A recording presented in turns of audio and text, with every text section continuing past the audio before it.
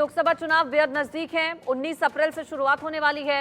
हमारे संवाददाता दीपक विश्वकर्मा ने छत्तीसगढ़ के डिप्टी सीएम अरुण साव से खास बातचीत की है। एक बार वो आपको सुनवाते हैं। लोकसभा चुनाव का बिगुल बज चुका है, पार्टियां मैदान में हैं और अपनी अपनी दावेदारी तय कर रही है और सभी 11 में से 11 जीतने का दावा कर रहे हैं। हमारे साथ उप मुख्यमंत्री अरुण साव हैं, उनसे समझते हैं कि आखिर कौन कितनी सीट जीतेगा और भारतीय जनता पार्टी किस तरीके से चुनाव लड़ेगी। 11 में से 11 का दावा किया जा रहा है, आप लोग कितने की बात कर रहे हैं? ये दावा हमारा ही है कि हम 11 की 11 लोकसभा सीटें जीतेंगे।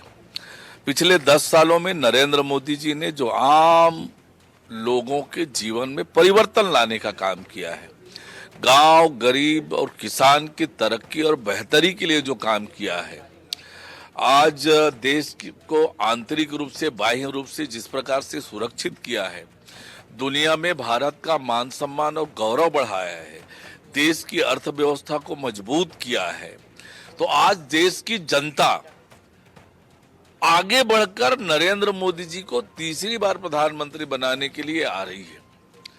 छत्तीसगढ़ में 100 दिन में विष्णुदेव साय जी की सरकार ने जो काम किया है और 10 सालों में नरेंद्र मोदी जी के नेतृत्व में जो काम हुआ है, उस काम के कारण छत्तीसगढ़ की आम जनता नरेंद्र मोदी जी के साथ खड़ी है, भारतीय जनता पार्टी के साथ खड़ी है और निश्चित रूप से 11 की 11 लोकसभा सीटें छत्तीसगढ़ की जनता नरेंद्र मोदी जी और भारतीय जनता पार्टी की झोली में डालेगी।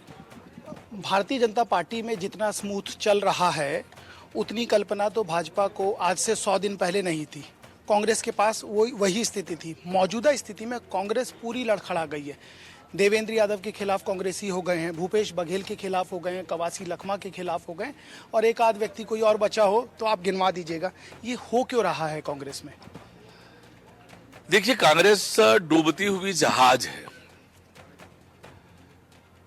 और डूबती जहाज होने के कारण से जो समझदार लोग हैं उस डूबती हुई नाव से कूदकर बाहर आ रहे हैं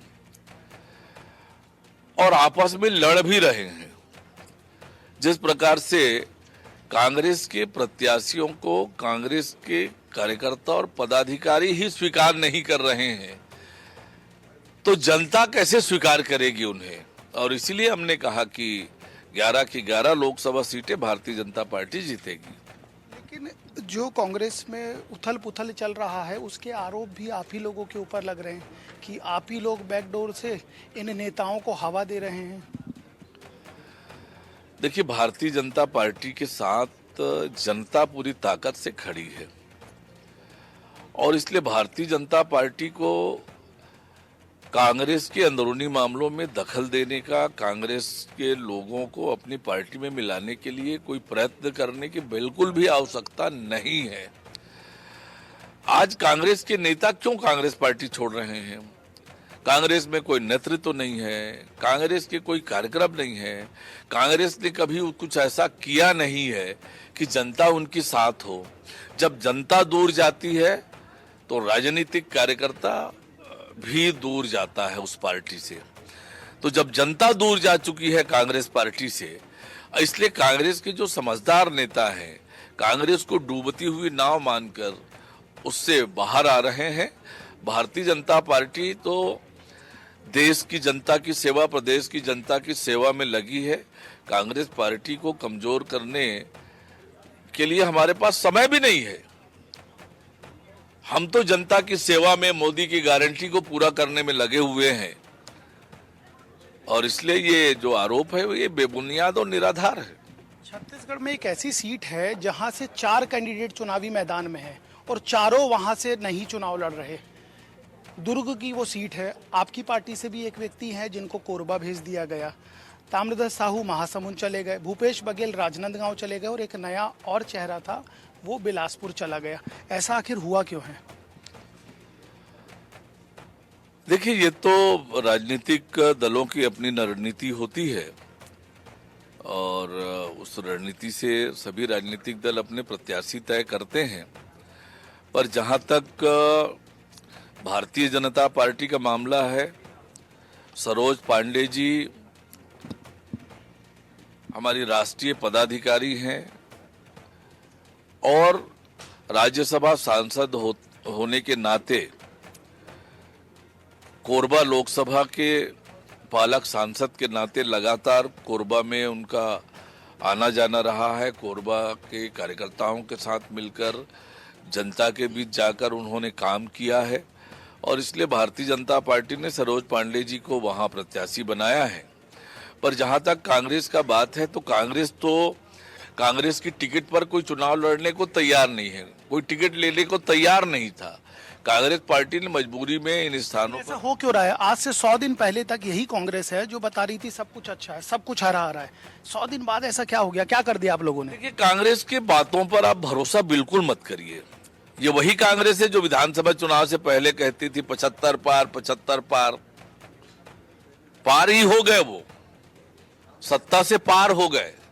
तो कांग्रेस के दावों पर आप भरोसा करना बंद कर दें। ये तो बड़े बड़े दावे करते हैं, बड़े बड़े वादे करते हैं, झूठ बोलने में इनकी मास्टरी है। लोगों को गुमराह कर इतने सालों तक कांग्रेस पार्टी चलती रही है। अब देश की जनता, प्रदेश की जनता जागरूक हो गई है। इनके झूठे दावे, झूठे वादों पर जनता भी नहीं आने वाली है, आप लोग भी ना आए। कांग्रेस के एक नेता हैं जिनको लेकर बहुत ज्यादा सिंपैथी भारतीय जनता पार्टी के नेताओं में हो गई, उनका नाम दीपक बैज है। आखिर ये हो क्यों रहा है? कहीं खिसकाने की तैयारी तो नहीं है? देखिए, दीपक बैज जी प्रदेश अध्यक्ष है, लोकसभा के मौजूदा सांसद हैं और मौजूदा कब तक हैं? अब तो आचार संहिता है चुनावी मैदान में। नए चुनाव तक, नई अधिसूचना तक तो सांसद हैं, पर ये सही है कि उनके साथ अन्याय हुआ। प्रदेश अध्यक्ष होते हुए पार्टी ने उन्हें लोकसभा की टिकट नहीं दी, मौजूदा सांसद की टिकट काटा और जो विधायक निर्वाचित हुए हैं उस विधायक को वहां से टिकट दे दिया जो चुनाव लड़ना नहीं चाहते थे। तो सही में दीपक बैज के साथ अन्याय हुआ है।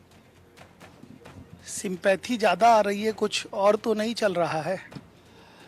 देखिए, जो सच्चाई है आपके सामने है। सच्चाई, प्रदेश के अध्यक्ष हैं, मौजूदा सांसद हैं, उनको टिकट नहीं मिली लोकसभा की और वैसे प्रत्याशी जो लड़ना नहीं चाहते थे उनको टिकट दी। तो ये तो स्वाभाविक रूप से सबको लग रहा है उनके साथ अन्याय हुआ है। पहले हेमंत सोरेन, फिर अरविंद केजरीवाल, एक और नाम है छत्तीसगढ़ की राजनीति का जो बहुत चर्चा में है। क्या ऐसी कोई तैयारी है? देखिए, आपका इशारा मैं अच्छी तरह से समझ रहा हूं। देखिए, जो घोटाले हुए हैं, जो भ्रष्टाचार हुआ है, एजेंसियां उसकी जांच कर रही हैं और जो कानूनी प्रावधान होंगे उन प्रावधानों के अनुरूप ही कार्रवाई होगी, चाहे वो झारखंड हो, चाहे दिल्ली हो या छत्तीसगढ़ हो। कानून सबके लिए। अगला नंबर है। मैंने आपसे कहा कि एजेंसियां अपने काम करेंगी और कानून का जो प्रावधान होगा उस प्रावधानों के अनुरूप कार्रवाई होगी। जिन दो लोगों का जिक्र किया, उन दोनों की पत्नियों ने आज दिल्ली में मुलाकात की है और उसके बाद सोनिया गांधी से मिलने की चर्चा है। क्या लगता है कुछ निकल के आएगा? देखिए, जिस प्रकार से जब इंडी गठबंधन बना था तो बहुत स्पष्ट रूप से हमने कहा था कि ये परिवारवादी पार्टियों का गठबंधन है, ये भ्रष्टाचार में लिप्त राजनीतिक दल के लोगों का गठबंधन है। तो ये लगातार यही साबित हो रहा है, जो हमने कहा था वो सच है।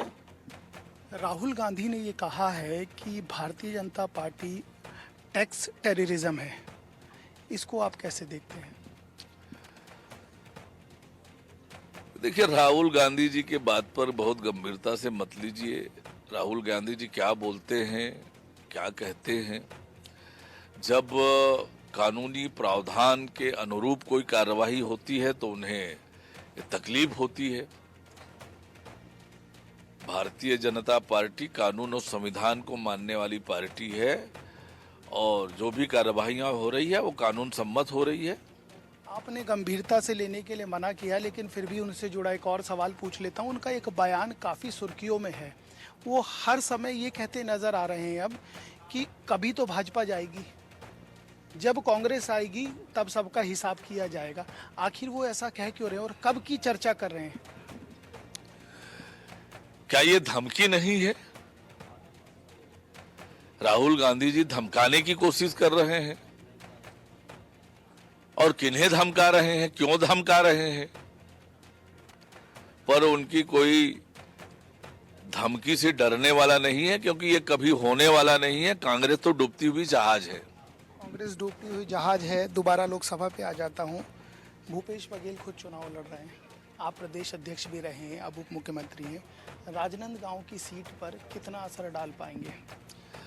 देखिए, जिस प्रकार से हर जगह कांग्रेस के प्रत्याशी का विरोध हो रहा है और राजनांदगांव के साथ मुख्यमंत्री रहते उन्होंने अन्याय भी किया है, उसकी भी आवाजें क्षेत्र से आ रही है।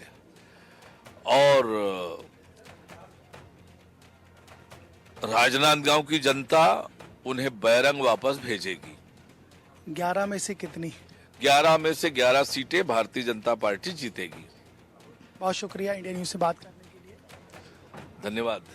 देखिए, ये उप मुख्यमंत्री अरुण साव हैं और 11 में से 11 जीतने का दावा इसलिए किया जा रहा है क्योंकि कांग्रेस की जो अंतरकलह है वो अब धरातल पर है। वो भारतीय जनता पार्टी के नेता भी उसमें चुटकी लेने से चूक नहीं रहे। इस समय सहयोगी शिवाजी राव के साथ दीपक विश्वकर्मा, इंडिया न्यूज़, रायपुर।